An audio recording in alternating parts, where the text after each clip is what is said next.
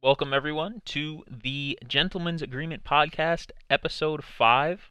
Obviously, I'm back for this episode. I was gone last episode with appendicitis, had to get that bad boy removed, but, I sent the chow, and it's all over. That surgeon, nasty, took him off the heady. But, yeah, today we are going to talk about CDL standings, matches that happened this whole weekend, and kind of just give our thoughts and opinions on what we thought of the matches and kind of how we thought they were going to do compared to how they did go, because there was some surprising things, honestly, that happened Yes. over the weekend. But getting into the first topic, that is the standings from the weekend and just the standings in general. Obviously, kind of surprising, not too surprising, but LA Thieves are in the number one spot right now, tied Yes, with sir. FaZe for CDL points, but they just have one less map loss, which kind Mm-hmm. of puts them just slightly above. But honestly, I didn't. I'm an LA Thieves fan, but I wasn't expecting them to be number one, honestly. And I didn't hear too great of things from their scrims. Obviously, don't Mm-hmm. put weight into scrims, but I don't know. I didn't. What do you think? What do you think about that? Yeah, so coming off their preseason loss, preseason, and I talked about this in last podcast about it being a glorified scrim essentially, but they played Optic and they got swept. And then I actually watched the LA Thieves video series that they do for their team, and it seemed like all the players were really trying to get the match and not just like passing it off as like another map or in a scrim or whatever. But they came out and looked really well. Obviously, 6-1 map count is great. You could look at the teams they played against and be like that they should be doing that to those type of teams, like New York in their current state, and then Minnesota's a quality team. But I'm gonna have the Thieves beating Minnesota more often than not. So they just took care of the team that they had to. Yeah, I'm happy. I mean, obviously, as a fan, you want your team to Mm-hmm. do well, but that was pretty fun to watch. And another kind of standout thing, I would say, that Toronto is Yeah. third right now. That's surprised me, honestly. I mean, yes, they only played one actual like real match Yep. for like CDL standing points, but still, I mean, not what I expected, especially against the Florida Mutineers. Like Mm-hmm. that's pretty crazy. And then you got the LA Gorillas, not in last place this time. Neither with the Seattle Surge, also not in last place. The Seattle Yeah. Surge managed to pull off a win, which is absurd. And then I'm sorry to say, but Yep. your boys are dragging along, See, hold up. straggling in the back line. I got the socks on today. Still supporting. We are 2-6. We had to play Optic. We'll talk about Optic's second match, but Optic versus Paris wasn't the best result. I figured they would lose. I was hoping for more like a 3-1 to show that we were putting up some fight, but they got smoked. Yeah. So Yep. we'll And talk about it a then little bit more though when we get to their game. another surprising thing on the standings, subliners Hmm. completely 06 map count, including the kickoff weekend Preseason. Yep. preseason stuff. But like, I mean, I get that they had a player missing, but like their lineup is not bad. Yeah. We both knew Mac had the gunny. Obviously, Hmm. he choked during their actual match, but Yeah, didn't like play too well. they have Clayster, they have Mac. Like I know that Diamond Con obviously not like it wasn't their first pick, obviously, because Hydra's, they're like their nuclear weapon, like Yeah, just being waiting to be stuck. used. You know what I'm saying? Yeah. But like I don't know, the players on that team didn't seem like they were an '06 type of team, and especially when you have a Mm. 3 rings on your team, like you're not expecting a performance like that coming from such a like veteran like player and kind of Yeah. his team that he's running, which is kind of crazy. Yeah, they ran into the Dallas Buzzsaw basically in the preseason match, and then who did they play again? They played LA Thieves, which they're number one team right now. Only one weekend, but still number one team, so got to give them credit where it's due. yeah, definitely not the best performance you would have expected from New York to start so far, but yeah, I mean, we'll see if they improve later on. I hope so. I hope so, just for the sake of that. Last year I was a New York Subliner fan, and I hate to see the boys, doing so poorly. But Hmm. good luck to them in their upcoming. I hope they can get some good practice in and kind of learn from their mistakes. But with that being said, let's get into the first match of the weekend, stage one, day Yeah. one, which was the 100, or sorry, LA Thieves. Oh, you don't get sued now. I know, I almost got sued. The LA Thieves versus the Rocker. Yeah, so So, this was a match that you and I talked about a good amount, and then obviously when I did the solo podcast, I talked about it a little bit. That we like felt pretty comfortable about the LA Thieves. I had to catch myself, I almost said it, but we felt pretty comfortable about the LA Thieves winning this match. And then when I was running the Twitter account for all of the matches on the past weekend, I would post the odds before each day of matches, just like giving a good like overlay of how the day was supposed to go.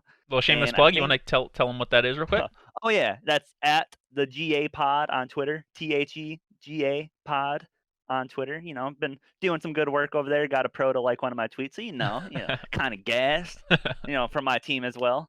But yeah, going into that match, we felt pretty comfortable about the Thieves winning, and we both picked them to win for our prediction sheet, and they won comfortably. It was 3-1, and the respawns of Minnesota versus LA Thieves didn't look too great, and then LA Thieves was handling them with guys like TJ and Kenny putting up really good performances, both 77 and 78 kills respectively, and it was pretty much what we expected. But I don't know. I guess the betting people didn't see it the same way. Yeah, I mean, I'm gonna say one thing that honestly didn't was it was kind of glaring during the hard point. I didn't really notice it too much otherwise, but look at that Priesta KD, 0.69 over the series. That Nice. is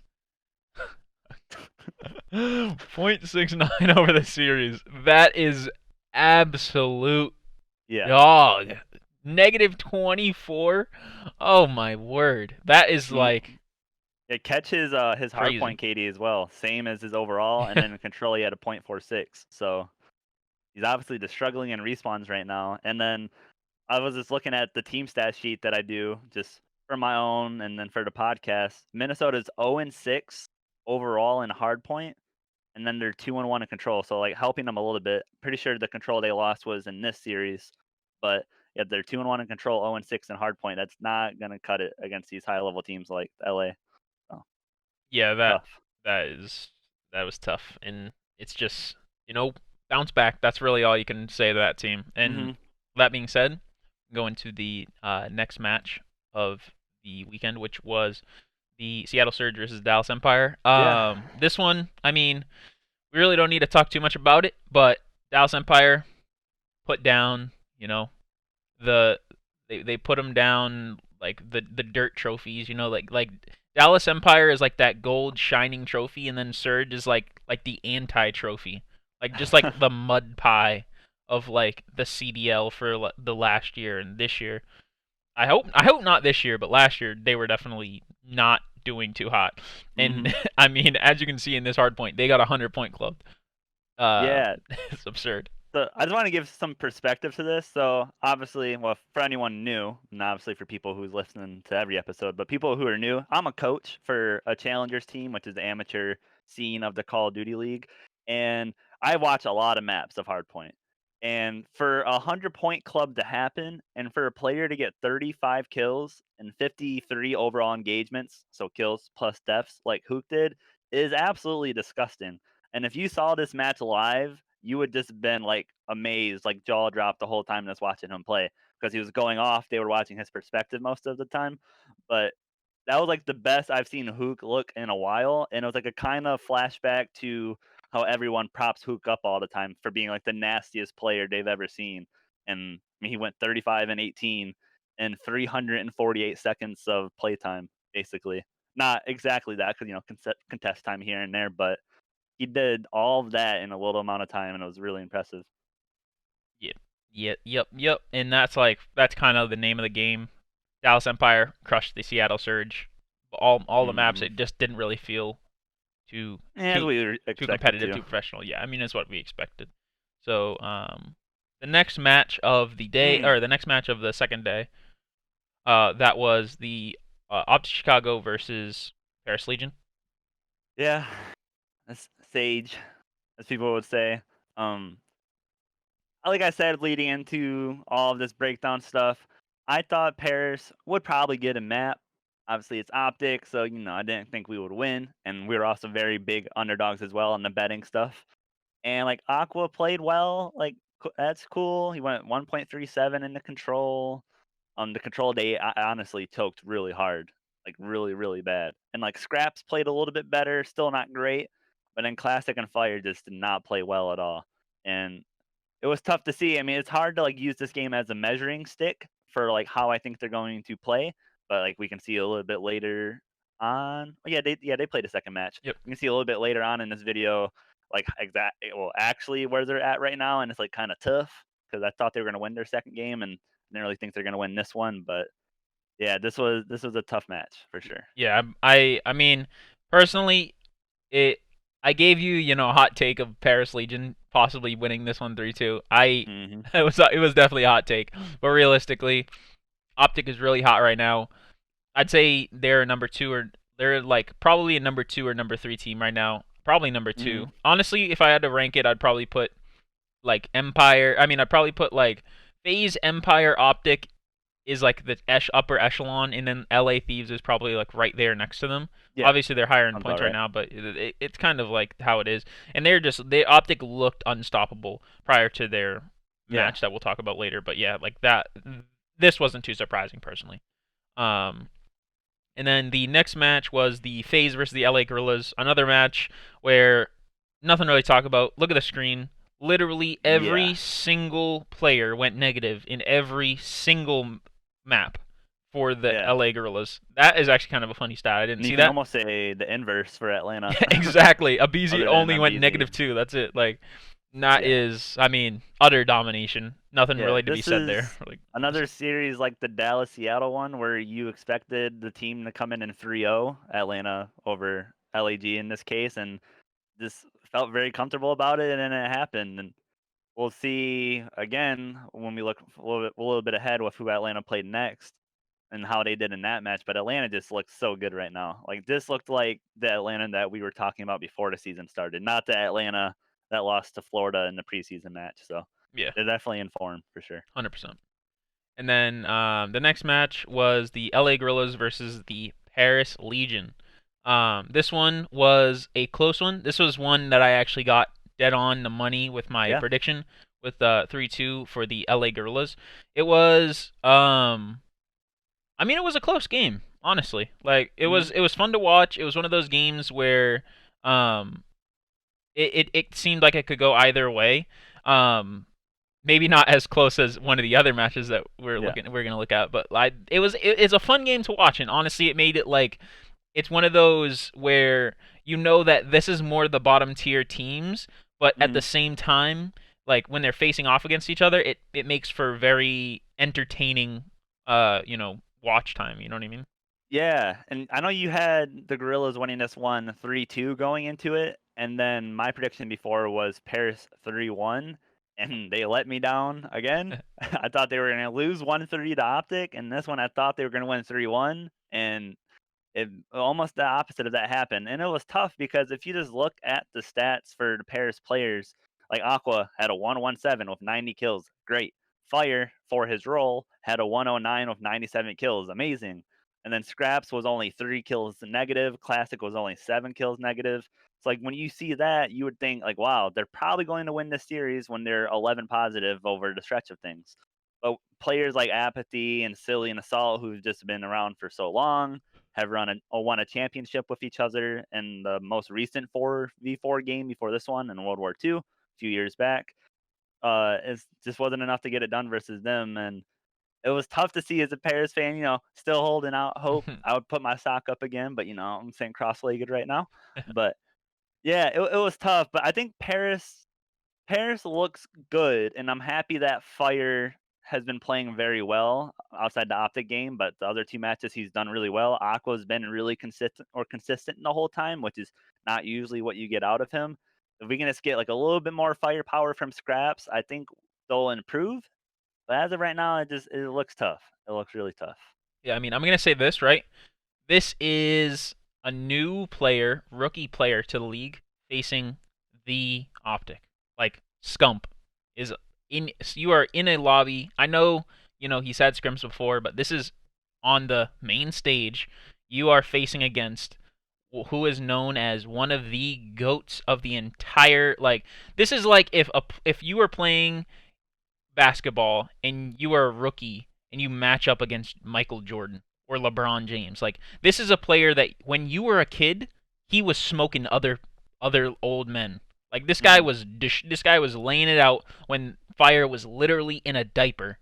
Like I guarantee like the what he's 18 right now, right? Yeah, I think he's 18. Yeah, so he would have been single digit age when Scump was like actually still competing and playing, like whether it just be like pubs or anything like that, like starting his craft. The man was 10 years old, which is absurd to even think about that he's still performing as well as he is now that far back when he was younger. And I mean, like it would scare anyone, and I feel like that's kind of, you can kind of attribute some of that to, you know, this is you have to perform. Like you're a new player, you can't mess up. I mean, obviously they're not going to drop him if he has one bad map. Obviously it's his first map, but like you have so much pressure on you to do good because you're seen as like you're the Slayer. Like I know that there's a lot of the support roles, they don't get enough gas and like the other roles, but realistically the Slayers have the weight on their shoulders. If they're not slaying, their team loses. And I know if they don't get their spawns set, they lose and all that, but like the Slayers have one of the hardest mechanical roles and most like taxing roles individually of any player, just because of how much pressure and how much they have to actually do that directly affects other players in the map, in himself and his team in general, and even the players, the people watching. Because as a like, if someone who isn't us, who doesn't actively watch, what do you notice really, right? The kills that are happening, the points that are on the scoreboard, right? That's like really what they see. And if the person who's supposed to be putting up big numbers is putting up low numbers, then obviously that's a glaring issue that's very easily noticeable. So I can definitely, like, I'll give him props that he came out in the second match and bounced back from his first, like, just getting absolutely destroyed by Scump and the gang. But like, what can you really do at that point? It's kind of a bounce back kid, like try to make your return and try to do something with that. But next match was the Toronto Ultra versus the Mutineers. Yeah, this game right here was like one of the more shocking ones to me of the whole weekend, because I remember when we were talking about building DraftKings lineups, and this game was included on one of the slates that happened. And I was just asking you, like, game by game, which ones do you think is most likely to sweep? Because if you watch the DraftKings video, you would know that getting winning players and sweeps is very important. And this is one of the games you felt like it could happen, like there was a decent chance of it happening, and I did too. So like I built lineups around it, and I mean Awakening was like someone I really focused on a lot, and he had 103 kills, which is absurd in a 4-map loss, and he went positive. I think that says 1.08. Yep. And like that's just an insane series. And then like Neptune went positive as well, but like Skies had a 0.72 negative 27, which is something you almost never see from him. He's almost always positive, even against like the highest level teams in the league. And then from Toronto's side of things, they just looked very complete. And to look at the stat sheet thing again, Toronto's basically the opposite of Minnesota and Hardpoint.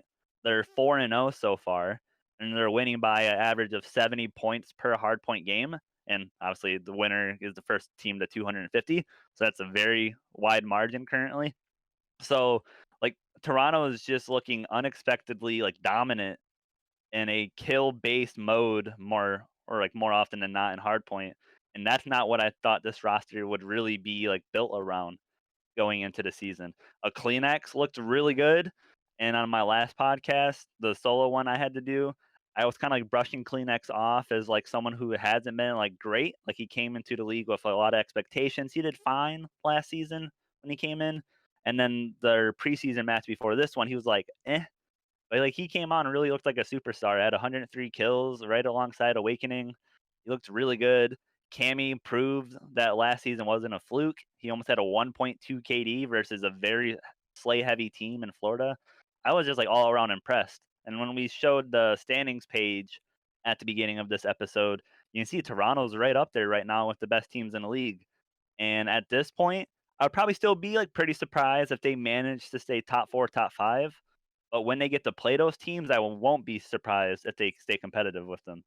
100%. Yeah, I mean, the this game was I remember when you did message me about that, and I gave you my kind of opinions on what I thought was gonna 3-0. I mean, it almost was a 3-0 for the in the opposite direction, but like Yeah. the fact that it kind of went this way was a little surprising. And I mean, I will give that I gave a little too much thought about the preseason and how they did beat FaZe, which kind of swayed me a little bit. But I mean, no, I personally didn't think it was going to go this way. And I mean, the way that I see this team going in the future, like you said before, I don't see the Toronto Ultra staying within the top 5, but I also inversely saw or see the Mutineers staying within the top 5 or within the top 6 at least.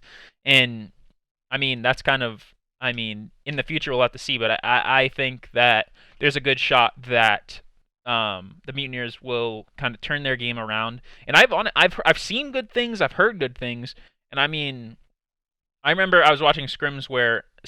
Obviously, you can't put too much weight into them, but Mutineers were smoking Optic. They were beating FaZe. Like they were beating teams well, and it looked good. And I mean, I guess we'll see, right? In the future, we'll see. Yeah. But the next match is the LA Thieves versus the Subliners. Yeah, this one Not too was surprising, but like a little bit, honestly. Yeah. And it was actually I just noticed this. I don't know if this is like a typo or if I'm just like remembering the series wrong, but Asom, Clayster, and Diamondcon all went positive. And I do remember Mac playing horrible. Like, don't get me wrong on that. But like they had 3 players go positive and they lost. That's especially 3-0. I'm kind of mind blown right now. I didn't look at this tweet too much before I sent it to you before for the video, but that's like kind of crazy. Yeah, Wow. yeah. Wasn't this? I think this is one of the matches where every map was really close, right? It had to have been. Because I think for it was. to This be was the this way. one where like, this is one where I think the LA Thieves took like the first hard point. It was like 250 to 230 something, and then the search went like. This was the search went round 11, and then the first search. The search went round 11, and then the control went round 5 or round 4, I think. So I mean, I think this was a pretty close one, but like regardless, 3 people going positive, especially like not only going positive, but a 1.38, a 1.13, and a 1.18. That's a decent stat line, and considering that 2 players on the LA Thieves went negative, it's questionable, and like that kind of makes you think. What's going wrong? Because realistically, like your Hydra's coming in thinking like we're thinking that he's gonna be their Slayer, their Young Gun, their Gunny. So if they're getting more kills, they're getting more slaying power on the map, but they're still not winning. Like, what is their issue? What is their problem? Do they like? Yeah. What could they work on? What needs to change realistically? And I know that I'll show a clip right now that you're looking at, but Clayster is not happy in this clip if you're looking at his face. Oh, yeah. The man is screaming. He is not happy. And I mean, I wouldn't be too happy either if I'm dropping a 1.18 and we're losing 3-0. So, I mean, warranted, I suppose, but dang, like they need to bring something. They need to get something going for them. Yeah, when you're just talking about all of that, I was just like scanning over the numbers, just trying to see like what am I missing? And then I looked at the control stats for New York, and I saw Mac went 21 and 37 in control, which just thinking about this from a coaching perspective, I would even know what to tell that player like after that map. I'd be like, "Dang, brother, like what's going on?" And if any of my players are watching, it's like like I could be able to tell them like more about like how I would react. That I can't really say on the podcast for specific reasons, but just 21 and 37, like he literally lost them that map with that stat line. Because control, for the people who don't know, is lives based. You have a limited amount of lives, unlike hardpoint. So having 37 deaths and costing your teammates that many more opportunities where they could have made a play and you costed them the life that they could have used, that's that is crazy. And that map was before Clayster had that meltdown on Cam, which makes sense now. He probably saw Mac had 37 deaths and lost his blank. I won't say the word, but yeah, that's crazy. Yeah, And that it's that really is fair. crazy to see from a player too like Mac that we thought would be like the catalyst for this team Yeah, as well. So yeah, that it's nuts. that is absurd. Next match, the Seattle Surge versus the Royal Ravens. One Yeah, that um I'm trying to think. I mean, surprising, like a little, but I mean, realistically, Parasite hasn't been in the league. Yes, he's always playing scrims and he's always in eights or whatever, but like mm, flies to Texas, gets 2 weeks of practice. I mean, I would really hope that the Seattle Surge beat a team with a new player, yeah. like And freshly then new. So And then, like I talked about on the solo podcast too, like Parasite at this point in the league, which we haven't seen him in the league in a long time, but like I figured he'd probably be like an average player. Like London's not going to win games because of him more often than not, and they're probably not going to lose too many games because stuff as Parasite is doing. But I will say they maybe lost this series not because of Parasite, but because he's so new to the team. mhm. Even with that in mind, I thought London would be fine. And like slaying wise, pretty even like across the board, 107.971 and a .92 for KDs. Oh yeah, it doesn't show the Like score that's here, not. so you just say that as well. Oh, well, yeah, it was 3-2. The series was 3-2. Seattle won. But like, yeah, and then I remember I told you as well. It was frustrating watching this series as well for being someone who is a fan of players like Alex and Dylan and was a fan of the London team last year. And the first 3 maps, I think the search or the first hardpoint, they lost by like 20 points. The search, they lost by 1 point. And then they smoked them in the following control map and hardpoint map. And I was just saying, like, where has this been? Like, this should have easily been a 3-0 for London. And then they tried to make the comeback and then failed at the end. But yeah, like, I don't know. Like, I'm not too disappointed in London, but like, I'm like, come on, like, we should be, Yeah, beating these it guys it was here. one of But those like where the maps really could have gone either way, and realistically, like yeah. after the two first maps that could have gone either way, kind of like like London was like, oh crap, like we need to get this going. You know what I'm saying? Mm, So, I mean, realistically, London should have won, but I mean, the fact that they lost isn't. I'm not like losing my mind over that, or like any London fan shouldn't be losing their mind. yeah. This is a team that's it's new, it's gonna grow, they're gonna learn a lot from this. They're gonna bounce back, and I think they're gonna come back with some really good play, and just in general, I think they have Mm. a good chance of bouncing back with some good energy. Yeah, I want to say one more thing before we switch. So when I've been saying Gunless is that dude now, like all of last year when he was with Chicago, and now leading up to this match, like this is what I meant. Like he's that dude. And I saw on Twitter before this series started that Clayster or someone on it was either Clayster helping Gunless for some reason or someone on Seattle helping Gunless. But Gunless was on 60 hertz on his monitor and he switched it to 240 hertz because he has a 240 hertz monitor before this series happened. And then their series before this one, versus Dallas, he was like, because he was on 60 hertz and they were playing Dallas.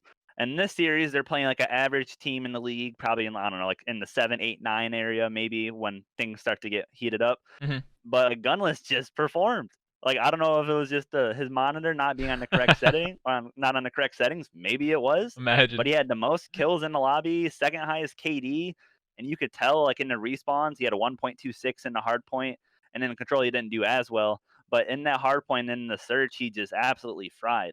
And Gunless when turns on his monitor. yeah, like Gunless knows how to play with his monitor now. And when I was watching that, I was like, this is what I've been talking about. Like I felt like after a while, after last season, and then the beginning of this season with the preseason, and then versus Dallas, I felt like I was like the old man like screaming at air, where people are like, "What is she doing over there?" And I'm like, Gunless is that dude. This is why I said Seattle can be a really good team. I still think they have a long way to go, but now they got Gunless on the correct settings, maybe they'll get there. But Yeah, I yeah, hope. I was happy to see because I'm a big fan of Gunless, so I'm happy that he played well. Yeah, I remember I don't know if you remember, but in World War II, I remember that someone asked, it was like an interview. I think this was before Lando, this was when Lando was with Envy and before he was on he was on production, and Mm, he did an interview where like he asked the players who they thought had the best gunny, or like who yeah. they thought was the most unkillable, and a lot of people said Gunless. Yep. And like, I mean, obviously that was his like best game, I'd say probably, but like realistically, like he wasn't showing too much of that in the recent times, like you were saying. So I mean, I Mhm. hope he Yeah, comes he's back into that form. man. And Gunless and Octane running pushing on all cylinders. Gunless dropping a 1.22, looking like Yep. that ICR Gunless. I mean, looking like that ICR Octane. Yeah. Good Yeah, things this coming. was yeah, and just one more thing just to add in because I'm fangirling over Gunless right now. Like this is like how people talk about Hook, about him being like unkillable, all of that for years now. They talk about Gunless the same way. And then if Seattle can get consistent performances out of Gunless, which we've all known, whether it be chemistry or him not playing up to the standards, that can be issue at time. And Octane being the consistent player that he is, if Gunless can give that MVP type level that we know him for, and Octane can just be consistently one of the best ARs in the game, Seattle might start rising up a little bit. So I we'll hope. see. I want to see them be competitive this year, so I really hope so. Mm-hmm. The next match is the Dallas Empire versus the Rocker, Minnesota Mm-hmm. Rocker. Yeah, this series was crazy. Yeah. I mean, I guess you can get into it to start. Oh shoot, Yes. the score's not there again. So Yeah, three this 3-2. was Dallas 3 or no, Minnesota Yep. 3-2? Yep. 3-2. I think yeah, I couldn't remember if it was 3-1 or 3-2. But this series is up there with Toronto and Florida, if not even worse than that, for how surprised I was. I think Dallas going into this one were minus 700 favorites when I posted the tweet on our account at the GA Pod. But when I made the tweet, they were minus 700, which to put that in perspective for people who didn't watch the DraftKings betting video, minus 700 would mean you would have to bet $700 on Dallas and you would win $100 if they won the game. That's how favored they were, and they came out and lost to Minnesota, which Minnesota they who was the other team they played before the series? Was it LA Minnesota played Thieves? LA Thieves. Yeah, they got 3-0 Yeah, and they lost 3-1, I or think. 3-1. Yeah. And yeah, and then in the preseason match, they played Toronto very tight 3-2. So like it made sense for Dallas to be favored. I don't know if favored minus 700, excuse me, was like the correct number now, but like I would have definitely had Dallas favored without a doubt. Mhm. And just to see them come out and play the way they did was kind of crazy. And this team right now, I'll pull up their search and destroy numbers. They are 5-0 in search and destroy. And they are obviously averaging 6 rounds a map because that's what you need to win search. But they're only giving up 3.6 rounds per map in search, which is pretty nasty. Like this is definitely not a fluke type thing. They clearly have put a lot of time into their search and destroy game, and like you see, accuracy had a 1.4 KD, attach had a 1.33 KD. Again, this is in search. Major Maniac had a 1.29, and Pristo was only one negative. Which I mean, you're bound to have at least someone go negative when all your other players are playing that well. So like this just shows how competitive this league is going to be this year when we have unexpected teams like Minnesota and Toronto, like flirting with that top four by beating teams like Dallas or Toronto beating Florida, which is the team we thought would be top six. And I was just kind of mind blown after watching the series, to be honest. Yeah, I mean, this was I was cooking. Um, I was actually cooking for a couple of my friends for their Valentine's Day, but when I was watching this series, I was kind of glaring over and I saw the I think the first hard point they won, but it was tight. Yeah. It was after they had to do a replay because something was wrong server Yep. side. But Yep. I saw that it was close, and I was honestly surprised because I mean, this team is a team that I expected to just be able to dominate this the rocker. And then in the Hmm. search, you have Illy, Shotzi, Huke. Those are S&D. They came in. They all came into the league. I don't not so much. I don't think not so much Huke, but like Illy and Shotzi came in the league as S&D like gods basically. Like they ran the S&D scene. They ran wagers. They ran tourneys. Like these are two kids that are Hmm. nasty. And I know Shotzi, like obviously before he started getting into tournaments, he was doing Halo and stuff like that. But like you expect them to do good, and Yeah. the Shotzi dropping to 5-13. I mean, obviously it's S&D. Sometimes there's bad games and good games. You don't get it. Like sometimes if you're just getting gunned, it just doesn't feel like you're just getting smoked. You get in a rhythm where you're just in the blender. But Yeah. realistically, that was not what I expected out of them, and especially in the search and destroy.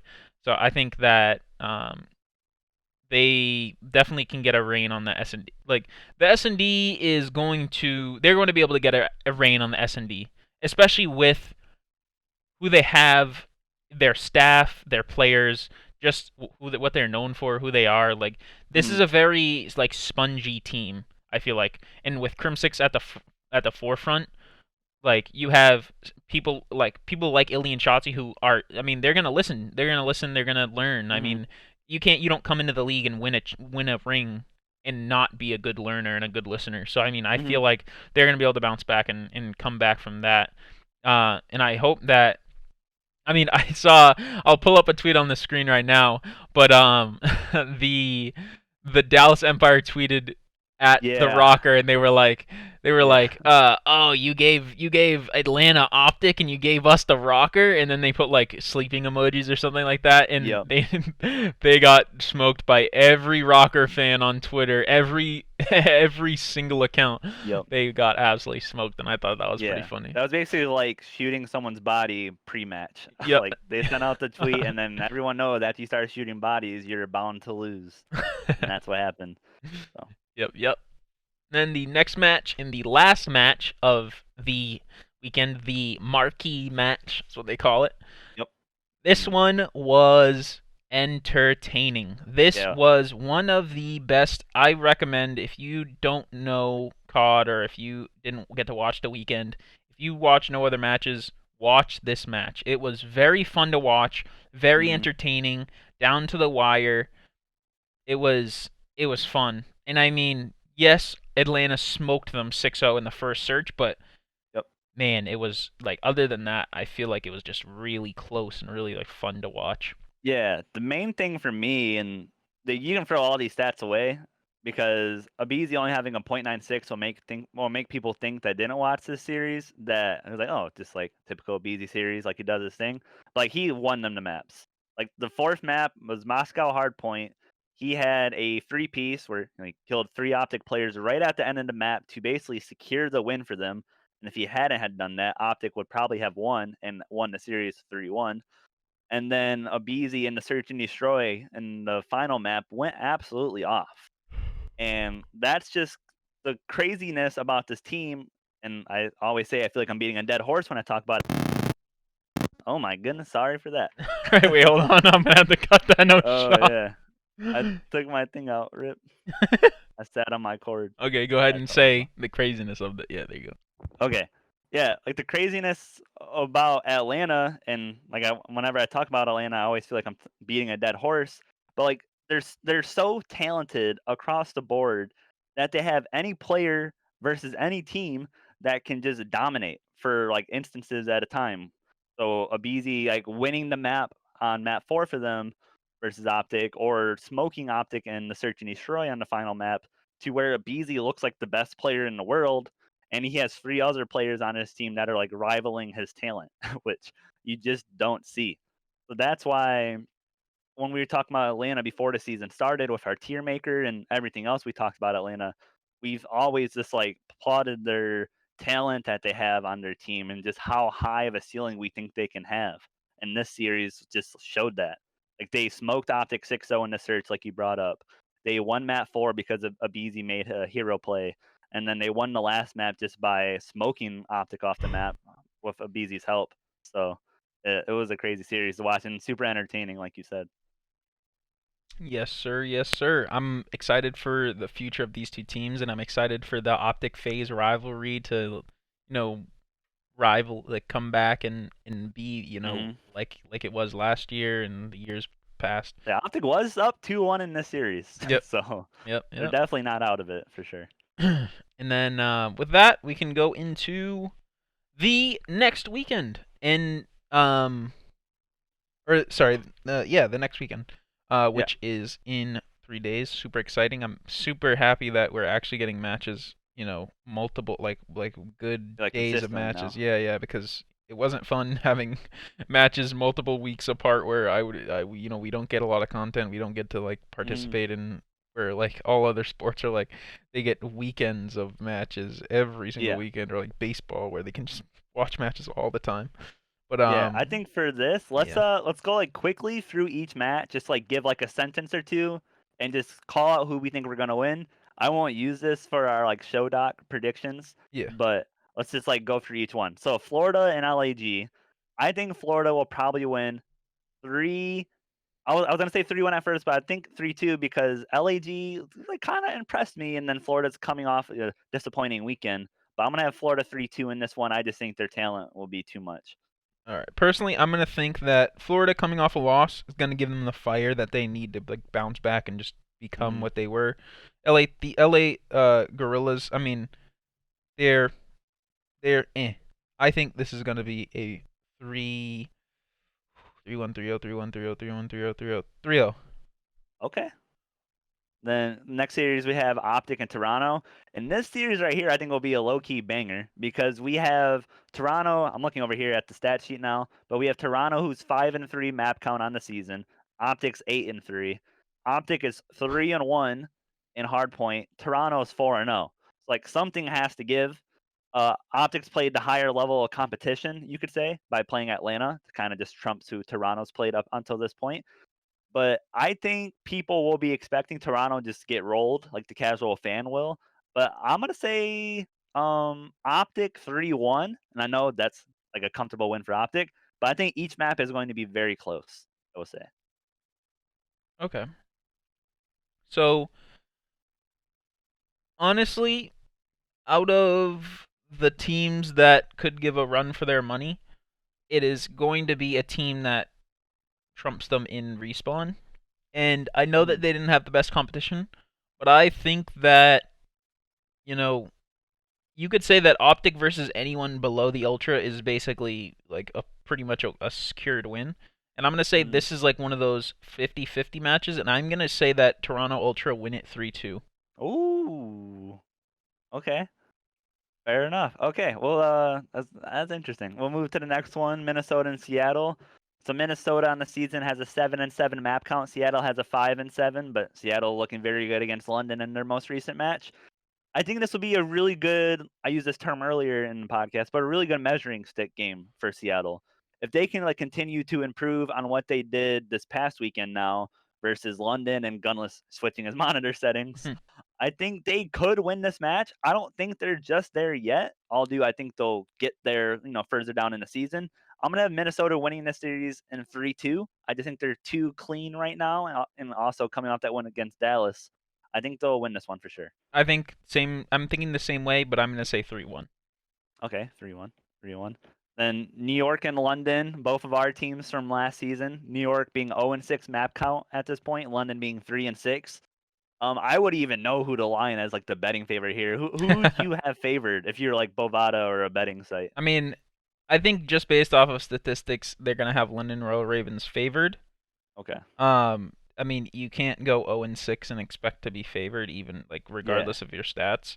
I'm gonna say that's probably gonna be like one of those negative, like minus 150 type of deals, or like Mm, minus okay. minus 125 type of things, where it's like they're Yeah, very favored but tight. not really Yeah. too favored type of thing.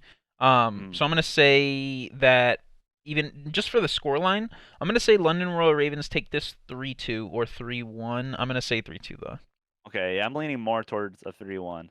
Next one we have London Royal Ravens and Dallas Empire. Simply put, 3-0 Dallas. That's all I Um, got.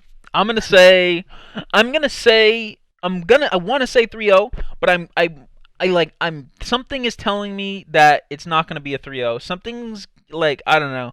I'm just gonna say 3-1. Okay. Just yeah, I'm gonna say 3-1. I think London is gonna steal possibly a search or something off of them. Okay. Then This next one, 3-0. That's what I'm saying. 3-0. yeah, This is a yeah. smoke Optic show. Chicago, LA Get Gorillas. them out. Get them out. Surprisingly enough, the Gorillas are 6-6 map count on the season. Do I think that will matter here? No. Do I think they'll get swept? Optic versus Paris in the search, and granted, this is Paris. Paris, I think, was up 3-1 or 4-1 at one point, map 2 search, but obviously Optic won it. But like Optic showed they were kind of weak in the search there. Atlanta beat Optic 6-0 in the search, and then I think they beat Optic 6-2 in the second search of that series. So I'm gonna have this one be a 3-1 because I actually think LA is not bad at search. Yeah, this is what that was like the story of last year too. Like, oh, the LA might Mm. be able to take one off. They might be able to get the yeah. search. They could win the search type of thing. Like Mm. that was the story of their lives. Then the next one is the Atlanta FaZe versus the Toronto Ultra. I'm gonna Yeah. say this is going to be. I know that I said that the Ultra would beat the Optic 3-2. I think this is a different beast. I think that FaZe are primed and ready. They're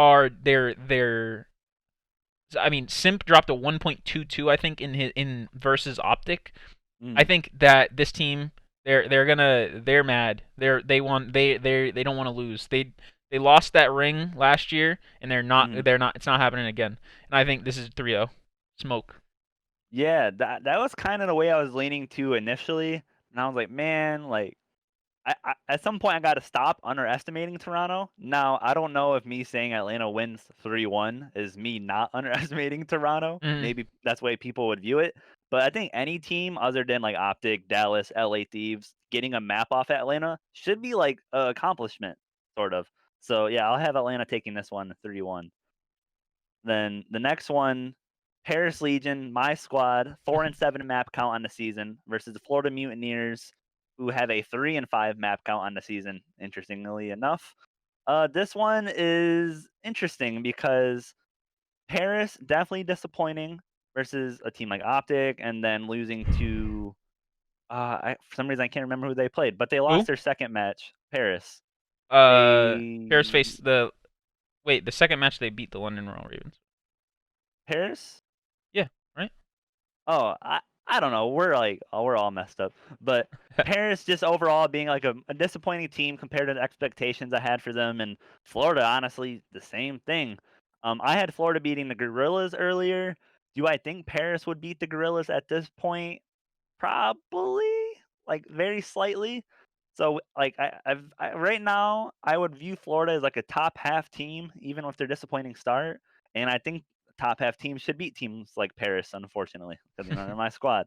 So I'm gonna have Florida winning this one 3-2, I think. Yeah, 3-2, yeah. I'm gonna have Paris winning 3-2 for Mm. that exact same reason. I think that Florida will come out on Thursday with a fighting spirit, and they're gonna want to Mm. take the dub. But at the same time, I think Paris are gonna be thinking that same way, and I think that getting fire, that getting his first day jitters out, getting his first weekend jitters out, I think is gonna give this team, like a lot of teams, I think are gonna be a little different this this upcoming weekend, just from that first game, first weekend kind of vibes, and they're gonna push through that. And I think this is one of those matches where that Paris Legion could win, and I'm gonna say 3-2. Who would you have favor in that match? Like how I asked you earlier about the London New York series. I'm gonna say this is probably gonna be like a minus 200 for Florida type of Okay. deal. And I think that's who they or how they lost their series versus Toronto or whoever it was. But yeah, moving on to Seattle and LA. Seattle gets another tough draw here on the weekend, with their previous match being against Minnesota at this point when they played LA Thieves. I think this would be just like a too big a test right now for Seattle. Although I think they're going to keep ascending, and maybe they do it quick enough to be able to take on a team like the Thieves this weekend. But I'm gonna have the LA Thieves winning this one in a comfortable 3-1 fashion. That's what I'll say. No shot. 3-0. Get them out. Ooh, Move LA them. 3-0. Scoop them. LA, I know they're my boys, and they are my boys, and I am being a little biased, but I'm not being too biased. 3-0. Okay. This is, I mean, it's a test, like you said, but this is a test they did not study for. They are losing this one 3-0. Next match, Minnesota Rocker versus the Mhm. Subliners. At this point, I'm gonna say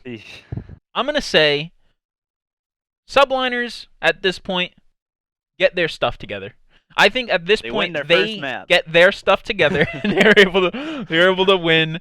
They're able to win this series. I'm gonna say they win this Wow. series 3-1, and I'm gonna say that they at this point they've gotten their stuff together. I mean, one big catalyst could be Hydra coming back, and in that case, I'm saying 3-0. But the fact that he's not back, I'm still gonna say 3-1 though. I think they get their stuff together by this point.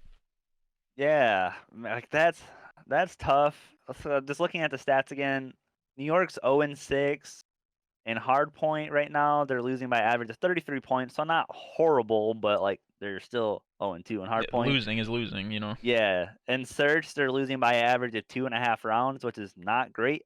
And then in control they're losing by an average of 1.5 rounds, which is also not great.